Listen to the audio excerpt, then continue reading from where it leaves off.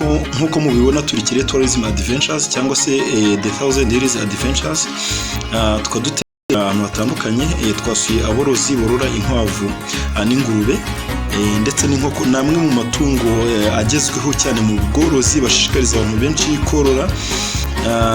Murabizi neza ko inkwavu zororoka cyane kandi zirunguka, ingurube nazo zororoka cyane.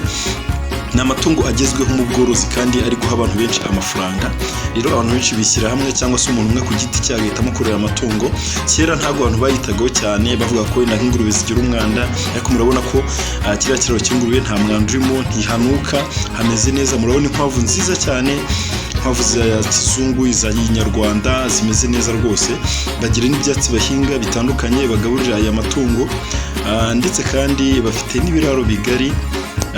Urabona ko rwose bitaye ku bworozi, begereye n'ahantu hari amazi, barahinga imboga, amashu, barahinga mu buryo bwose, bahinga imboga zitandukanye hano.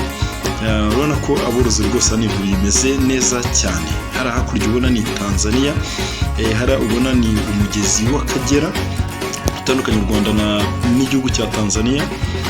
Urabona ko bakoresha uburyo bwo kuhira. Hano ntabwo bajya bagira sezo y'izuba ngo ryake ricane ku buryo batahinga imboga. Hano biba bimeze neza rwose, biba bimeze neza. Twabwira aba bahinzi borozi ngo courage, bakomerezaho kandi bakomeza ibikorwa byabo, bakomeza gutera imbere, banateza imbere igihugu cyacu, bakora ibyunguka biteza imbere n'abandi, bishyira hamwe. Murakoze cyane, ciao ciao. Tubibutsa ko iyi yari Kirehe Tourism. Abantu bifuza gutemberana natwe ni karibu cyane.